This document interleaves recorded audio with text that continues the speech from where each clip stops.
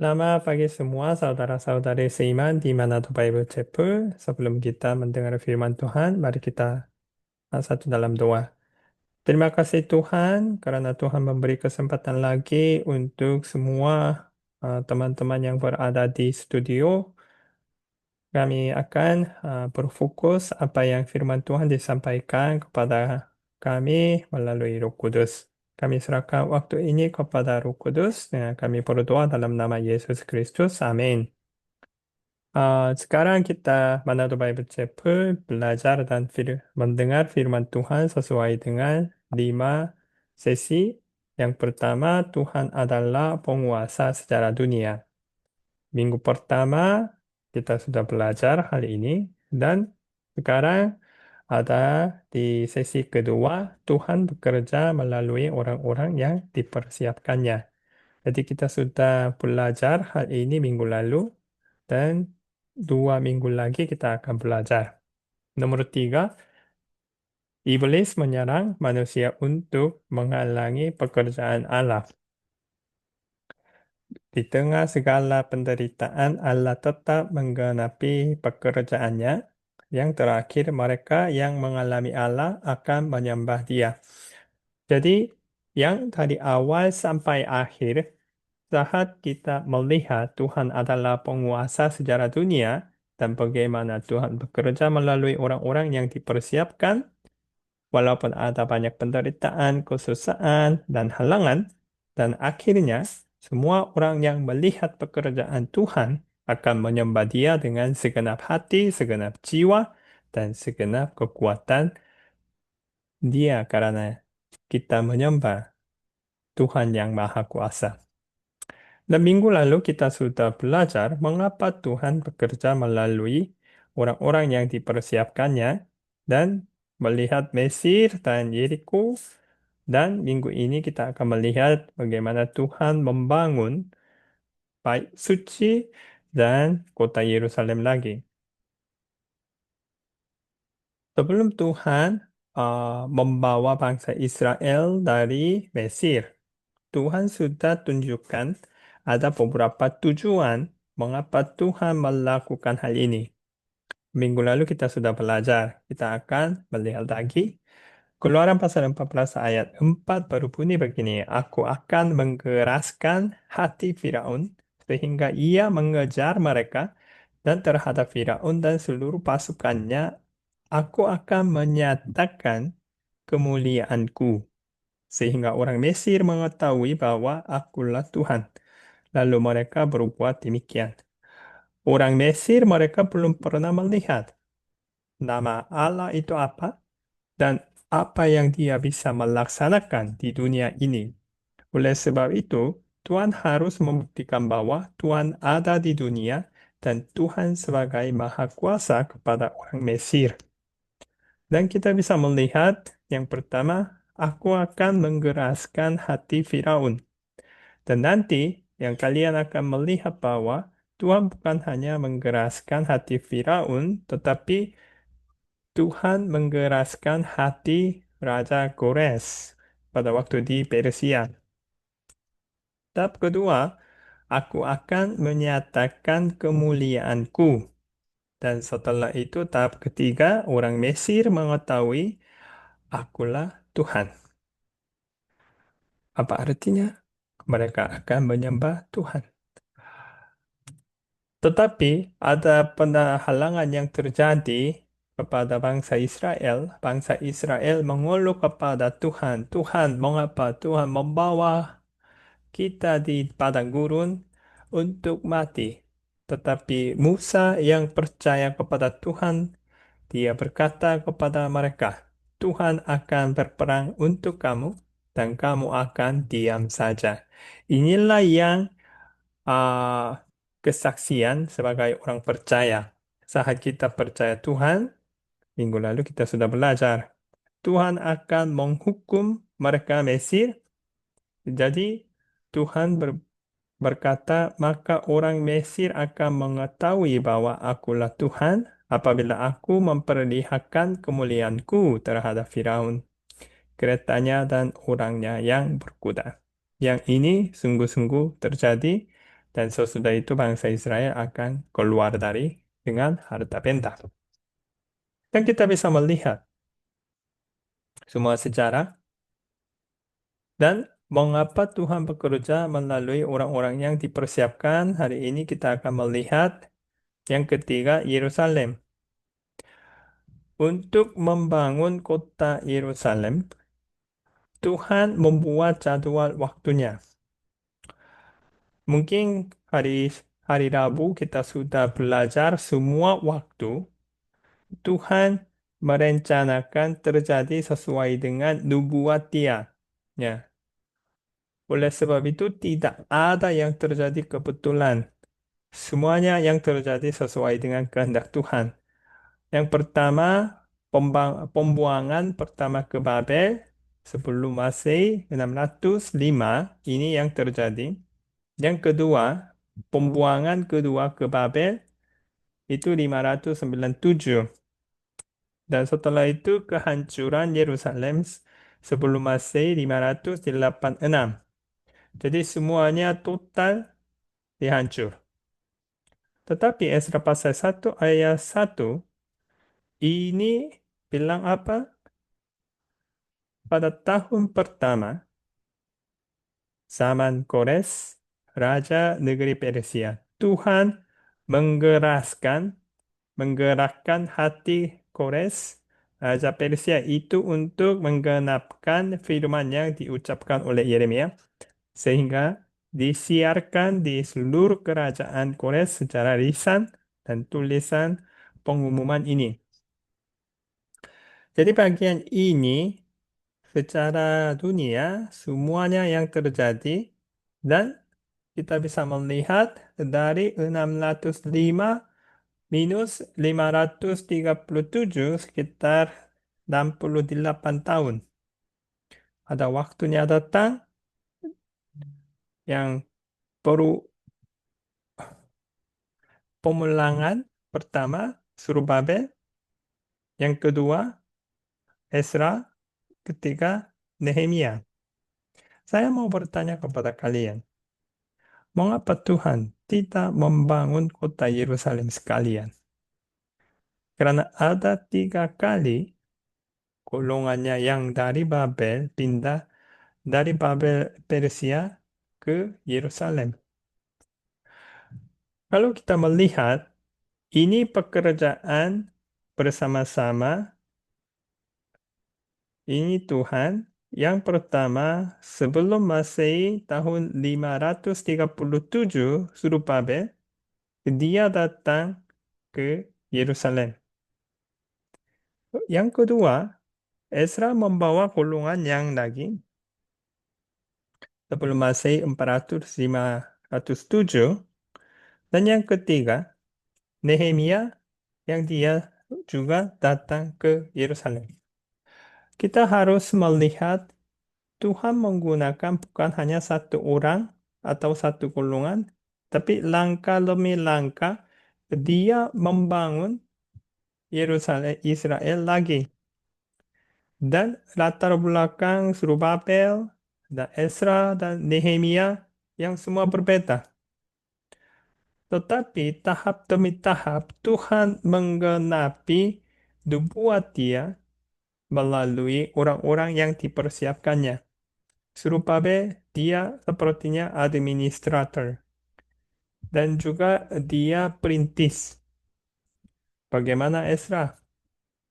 Ezra dia sebagai ahli Taurat, ya, dan dia keturunan Lewi, suku Lewi, dan Nehemia dia sepertinya politikus, orang politik. Jadi eh, minggu ini dan minggu depan kita akan menggali lebih dalam bagaimana mereka dipanggil oleh Tuhan dan bagaimana Tuhan menggunakan kehidupan mereka untuk membangun kota Yerusalem lagi. Yang pertama, Surubabel, kita bisa melihat siapa dia. Dia pemimpin itu Yahudi yang diperintahkan untuk mulai bangun Bait Suci.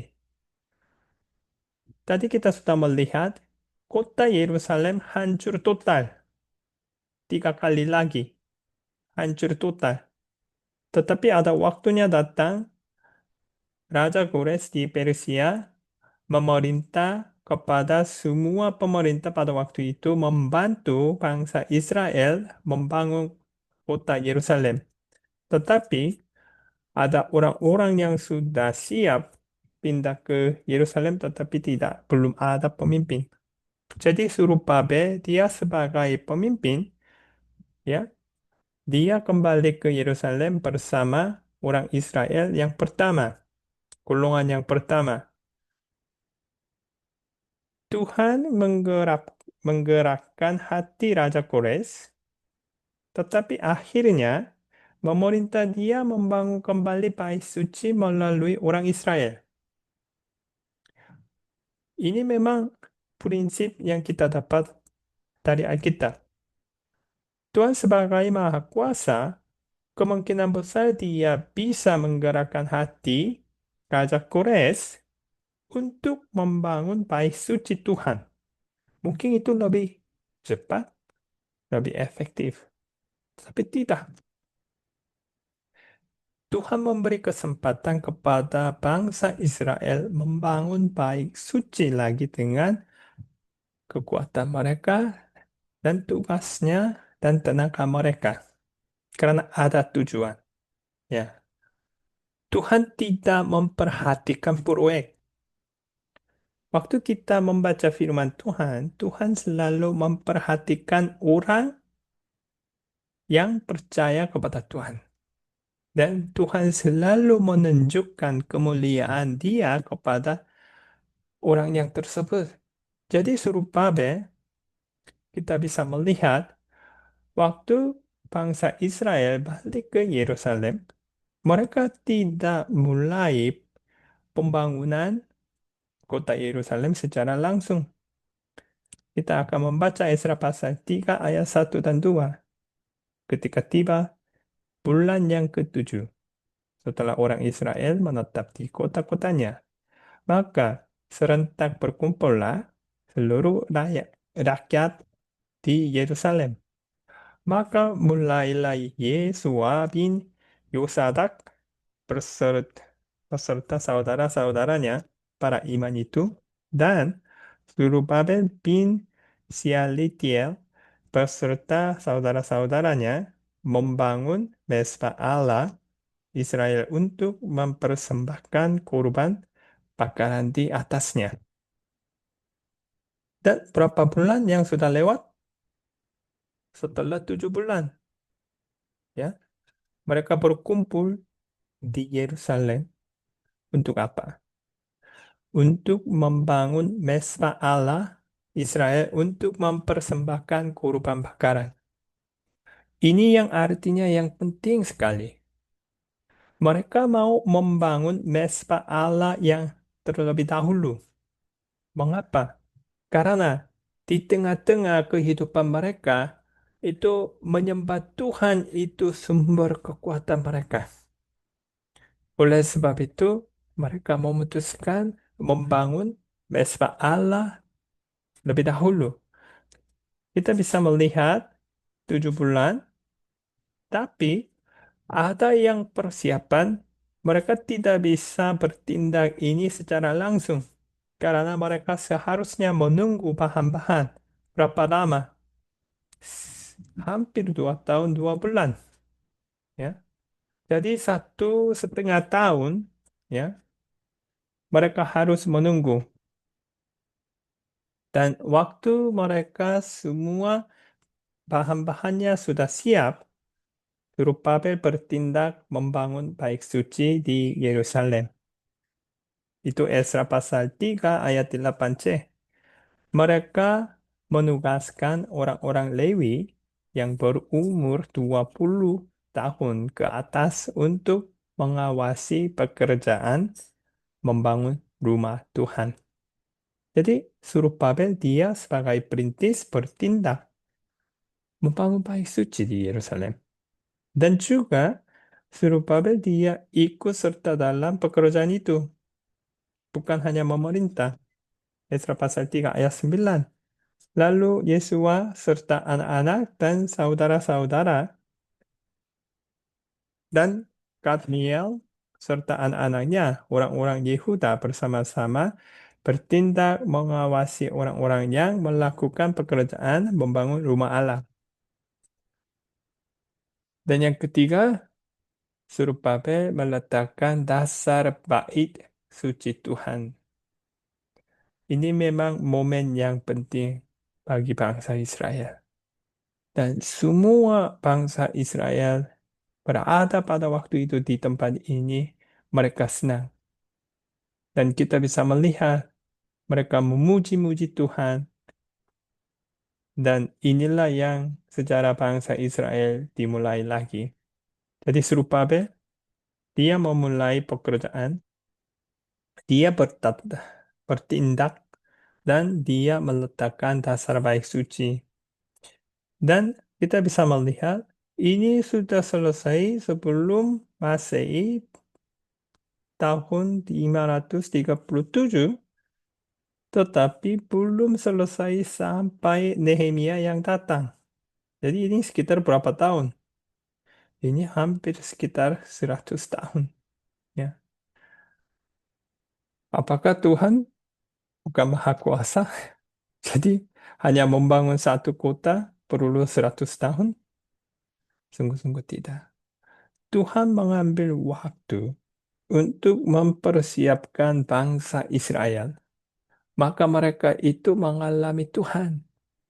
Semua pembangunan kota Yerusalem, Tuhan tidak melihat hanya proyek menyelesaikan tugas itu, tetapi Tuhan mempersiapkan semua orang-orang yang mengikuti pembangunan kota Yerusalem. Jadi jangan lupa, Tuhan bukan memperhatikan pekerjaan. Dia selalu memperhatikan orang-orang yang dipanggil oleh Dia. Dan yang kedua, kita akan melihat Ezra. Ezra dia itu ahli Taurat. Kita bisa melihat latar belakang itu Ezra yang ditulis Ezra pasal 7 ayat 6. Ini berhubung ini begini. Sebab Ezra ini berangkat pulang dari Babel, ia adalah seorang ahli kitab, mahir dalam Taurat Musa yang diberikan Tuhan Allah Israel. Jadi dia sebagai keturunan suku Lewi, dia ahli kitab, dan bagaimana posisi dia di Babel, Babelonia. Dan raja memberi dia segala yang diinginnya. Jadi posisi dia itu dipercayai oleh raja pada waktu itu. Posisi tinggi. Dan tiga, oleh karena tangan Tuhan Allahnya melindungi dia. Jadi kita mungkin bisa membayangkan sifat atau sikap dia. Dia sepertinya posisi yang tinggi pada waktu itu. Dan dia terkenal, dia dekat dengan raja. Kalau dia hanya mencari keuntungan dirinya sendiri di dunia, mungkin dia sudah sukses. Tetapi yang ketiga, ini menantang kita. Di dalam kehidupan dia, ada yang orang yang menulis tentang kehidupan dia, dia bilang, oleh karena tangan Tuhan Allahnya melindungi dia. Ya. Dia mengakui bahwa segala sesuatu yang terjadi di dalam kehidupan Ezra itu oleh karena tangan Tuhan. Inilah iman kita semua, Manado Bible Chapel. Apakah kalian bisa mengakui yang ini? Segala sesuatu yang terjadi, segala yang kalian punya oleh karena tangan Tuhan. Ezra dia, inilah yang kehidupan. Dan yang keempat, Ezra memutuskan tujuan kehidupan dia kepada Tuhan. Menetapkan hati di hadapan Allah. Inilah yang hati dia. kepada Tuhan. Esra pasal 7 ayat 10. Sebab Esra telah berteguh tegas untuk meneliti Taurat Tuhan. Dia mengutamakan Taurat Tuhan di dalam kehidupan dia sendiri. Tetapi bukan hanya membaca, dia meneliti. Apa artinya meneliti? Itu bukan hanya membaca, tetapi dia terus merenungkan Taurat Tuhan. Dan bukan hanya itu, setelah dia meneliti dan menerima atau mendapat artinya, dan dia melakukannya, itu di dalam kehidupan dia. Dan setelah itu dia mengajar ketetapan dan peraturan di antara orang Israel. Dia sumber berkat bagi orang Israel dengan Taurat Tuhan. Ini seharusnya terjadi di dalam orang Kristen. Saya waktu di sekolah Alkitab, ini ayatnya sangat menantang saya. Dan saya berdoa kepada Tuhan, Tuhan, saya sangat terharu dengan ayat ini dan saya mau meneliti firman Tuhan dan lebih dahulu saya mau melakukan sehingga saya bisa mengalami bagaimana firman Tuhan ayat beraktif di dalam kehidupan saya dan setelah itu saya mau mengajar firman Tuhan. Dan Ezra, dia memutuskan inilah yang hati dia. Dan kita akan melihat bagaimana dia melakukan firman Tuhan. Yang berikut, Ezra menungakkan hati dia. Menguatkan hatinya dia karena apa? Jadi, zaman Ezra, itu Raja Darius, dia memerintah dan mau kirim yang golongan yang kedua ke Yerusalem. Dan Darius, dia bertanya kepada Ezra apa yang kalian perlu. Jadi dia membawa banyak harta benda dari gudang dia dan kasih kepada bangsa Israel. Dan Ezra pasal 7 ayat 28b berbunyi begini. Maka aku menguatkan hatiku karena tangan Tuhan Allahku melindungi aku, dan aku menghimpunkan dari antara orang Israel beberapa pemimpin untuk berangkat pulang bersama-sama aku. Saat dia menerima perintah, belum ada pemimpin-pemimpin yang mau ke Yerusalem lagi. Karena pada waktu itu banyak pemimpin-pemimpin orang bangsa Israel di Persia, mereka sudah punya banyak harta. Tetapi Yerusalem sudah dihancur, belum menjadi kota sepertinya Babelonia, Persia. Tetapi apa yang itu menguatkan hati Ezra? Karena dia mencari tangan Tuhan. Tetapi itu golongannya itu tim tidak kecil. Ezra berdoa perjalanan dia. Ya. Ezra pasal 8 ayat 21 berbunyi begini. Maka kemudian di sana, di tepi sungai Ahawa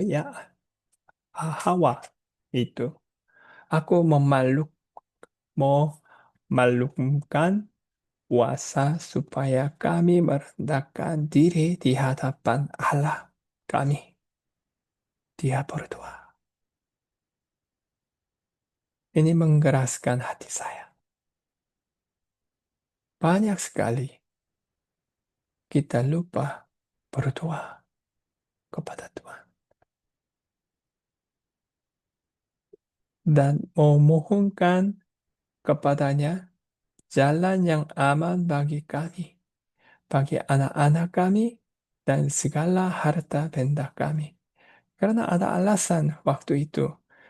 Karena kita bisa melihat gambarnya, banyak orang waktu itu, ahli Alkitab mereka hitung sekitarnya 5.000 orang bersama-sama pergi, termasuk anak-anak dan lansia dan segala harta benda.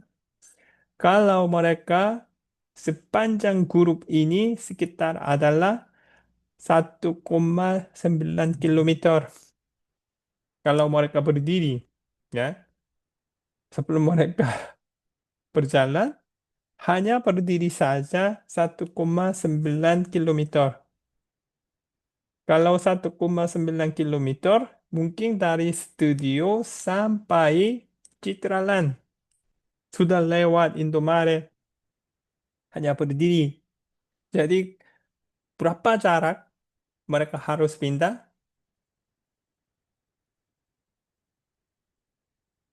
Sepanjang perjalanan, ya, sekitar 1.405 kilometer, mereka harus lewat padang gurun.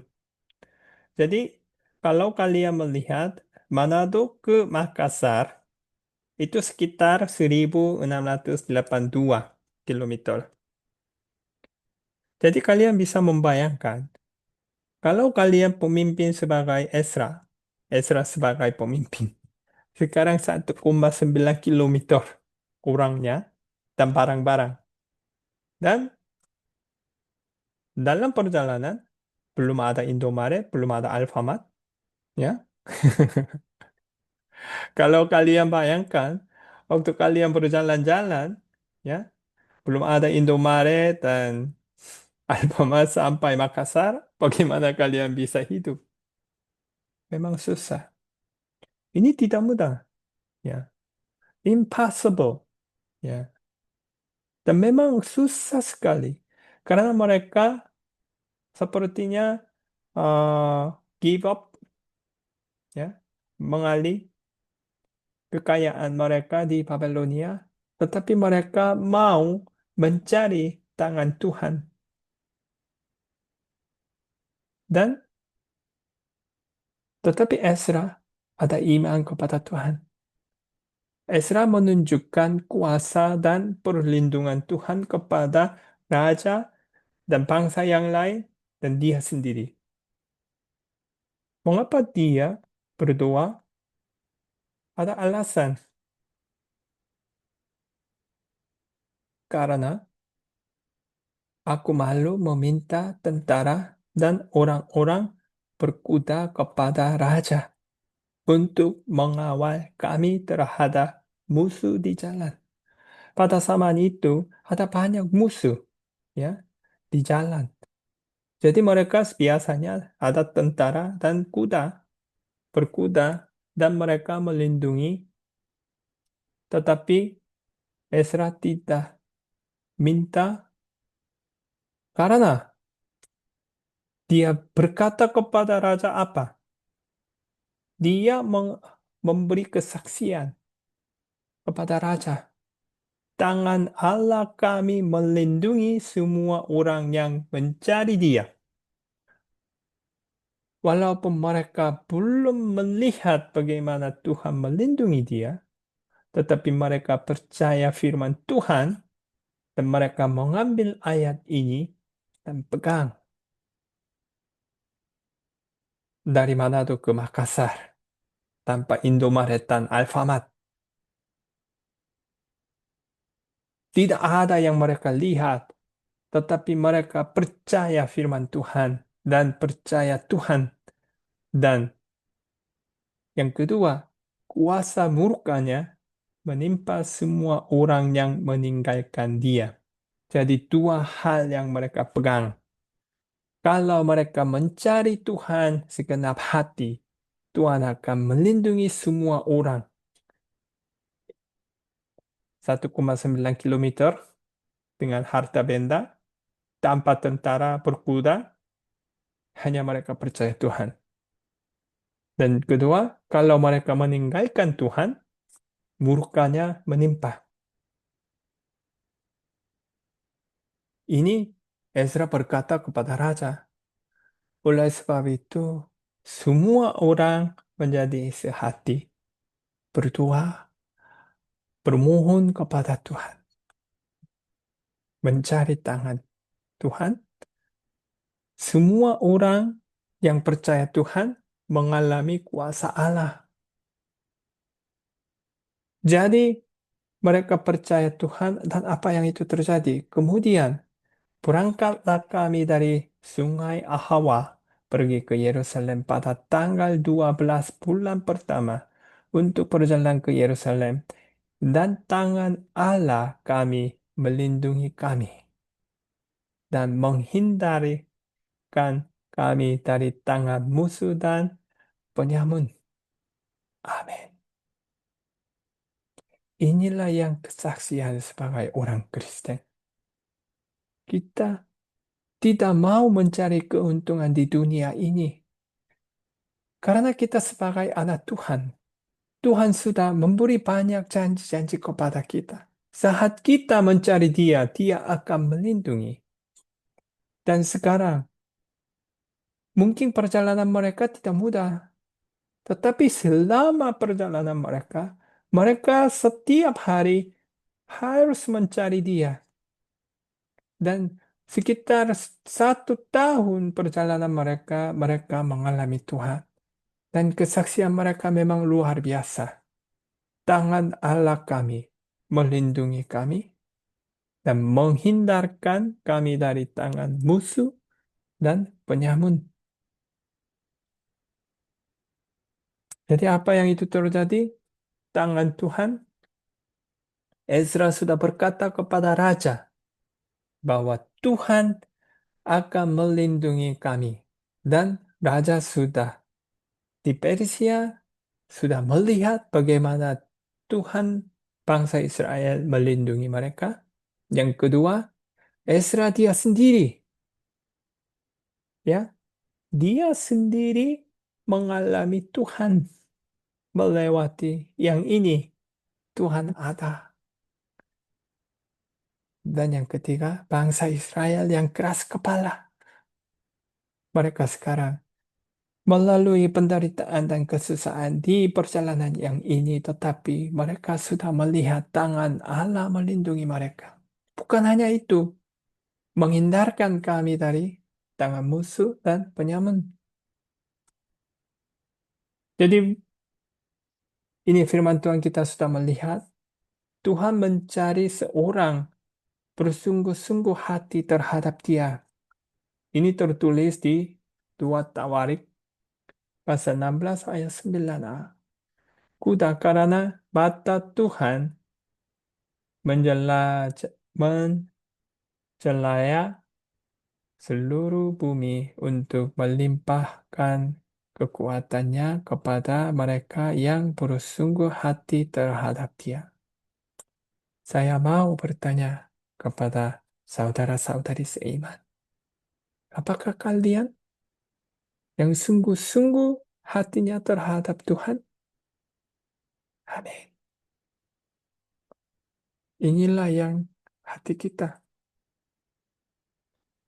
Yang kedua, Tuhan menunjukkan kuasa Dia kepada semua bangsa lewat anak Tuhan. Jadi saya sudah bilang pembangunan itu kota Yerusalem, Tuhan mengambil sekitar 100 tahun. Mengapa? Karena Tuhan mau menunjukkan atau memperlihatkan kuasa Dia kepada semua bangsa-bangsa yang di sekitarnya. Seperti saat Tuhan membawa bangsa Israel dari Mesir. Kita sudah melihat Yeriko, bangsa-bangsa yang lain. Mereka sudah takut karena mereka sudah tahu bagaimana Tuhan bekerja dan berperang bagi bangsa Israel. Yang ketiga, Tuhan mencari seorang yang menyembah Dia dengan segenap hati. Yesus berkata, Yohanes pasal 4 ayat 23. Tetapi saatnya akan datang dan sudah tiba sekarang bahwa penyembah-penyembah benar akan menyembah Bapa dalam roh dan kebenaran. Sebab Bapa menghendaki penyembah-penyembah demikian. Mengapa Manado Bible Chapel berkumpul di ruangan ini? Kita berkumpul bukan mencari keuntungan dirinya sendiri. Manado Bible Chapel mengadakan 3 program pada ibadah hari Minggu. Yang pertama, perjamuan suci. Yang kedua, firman Tuhan. Dan ketiga, sekolah minggu. Dan yang pertama, perjamuan suci. Ini tidak banyak gereja melaksanakan. Tetapi mengapa Manado Bible Chapel mengadakan perjamuan suci? Karena ini yang khusus kita mengingatkan kembali pengorbanan Yesus Kristus dan menyembah Tuhan dengan segenap hati. Jadi semua bapak-bapak sudah dibaptis harus membawa ya persembahan kepada Tuhan. Kita harus menyiapkan dirinya sendiri untuk menyembah Tuhan. Perjamuan suci itu bukan waktu yang mendengar, ya, bukan memperhatikan kita sendiri. Kita harus memperhatikan Tuhan. Jadi itu persembahannya ke atas. Dan yang kedua firman Tuhan, setelah kita menyembah Tuhan dengan segenap hati, jiwa, kekuatan, dan kita siap mendengar firman Tuhan. Jadi ini dari atas ke bawah. Tetapi banyak gereja hanya perhatikan firman Tuhan dan sekolah minggu. Tapi mereka walaupun berkumpul, tetapi mereka tidak menyembah dengan segenap hati. Jadi saya menantang saudara-saudari seiman, kita seharusnya memperhatikan mengadakan perjamuan suci. Kalau kita belum siap, memang perjamuan suci tidak ada buah-buahan. Memang sedih, ya. Dan juga sekolah minggu itu apa? Kita harus mengajar firman Tuhan kepada generasi berikut. Seperti Ezra, dia memutuskan bahwa meneliti Taurat Tuhan dan melakukan, dan yang berikut apa? Mengajar kepada bangsa Israel. Jadi tugas yang diberikan oleh Tuhan, kita harus mengajar firman Tuhan kepada generasi berikut. Jadi yang terakhir, Tuhan sangat senang melihat saat kita bekerja bersama-sama dengan kasih. Tuhan pasti bekerja. Kita bukan bekerja. Kita diundang melihat pekerjaan Tuhan. Tapi kadang-kadang kita saling mempersalahkan. Kalau ada yang sesuatu tidak jadi, jangan. Pasti ada kesusahan. Ya, pasti ada halangan. Tetapi mari kita mengikuti firman Tuhan. Kita saling mengasihi daripada mempersalahkan, memaafkan teman-teman yang lain, dan membantu yang orang yang lemah, maka Tuhan akan senang melihat Manado Bible Chapel walaupun jemaat ini yang tidak besar. Saya berpikir Tuhan pasti akan melihat hati kita. Ayo, mari. Tuhan, dia berperang bagi kita. Terima kasih, inilah yang firman Tuhan, dan kita akan ambil waktu sharing. Terima kasih.